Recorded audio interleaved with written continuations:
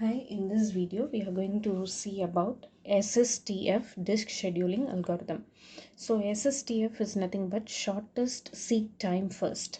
So here in this case, it seems reasonable to service all the requests close to the current head position. Okay, so it will take the head position. Whichever request is close to that particular head position, it will take that request and it will service it before moving the head far away to service other requests. Okay, so in case of this SSTF algorithm, it selects the request with the minimum seek time from the current head position. Okay, that's what I told you. Okay, it will take that current head position. From that, it is going to see which request is having the minimum seek time. So it will take that request and service that request first. Okay, so in this case of SSTF algorithm, the main advantage is that the total head movements are reduced, and then the main drawback is there can be a chance of starvation.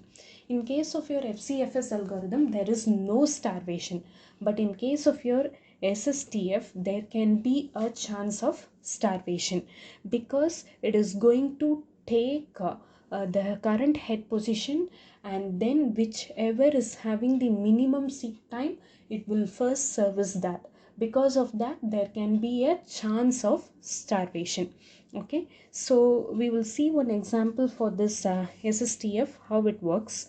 So here if you see, I have a disk that contains, once again it has 200 tracks. Okay, so from 0 to 199, and I have a queue of requests, and then initially my head is in 53, and here also I need to find the total head movement. Okay, so once again I am going to represent my 200 tracks 0 to 199, and initially my head is at 53.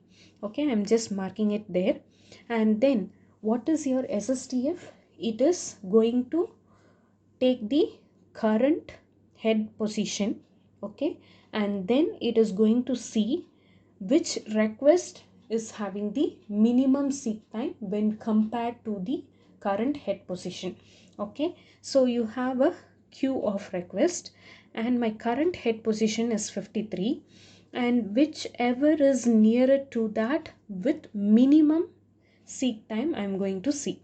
So if I see 53 when compared to 65 is having the minimum seek time, so I am taking my 65 first. So from 53 to 65, and then from 65 to 67, right? And from there it is taking 37, because from 53 when I take my 98, it is comparatively large. So I am taking my 37 as my third request, and then I am moving on with my 14, and then I am coming back to 98, and then 122, 124, and then 183. Okay, so it will take the head position, current head position, whichever is nearer to that head position with the minimum seek time, it will take that and it will service that particular request first.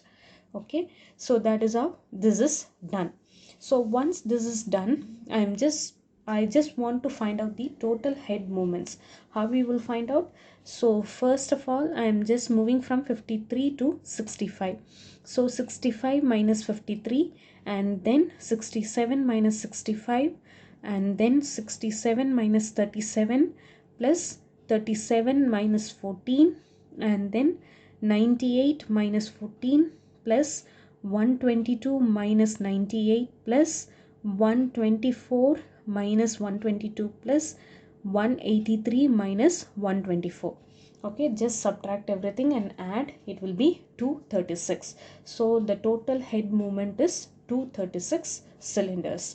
So when we in the previous video I have told about the FCFS algorithm, right? So in case of the FCFS algorithm, the total head movement is higher.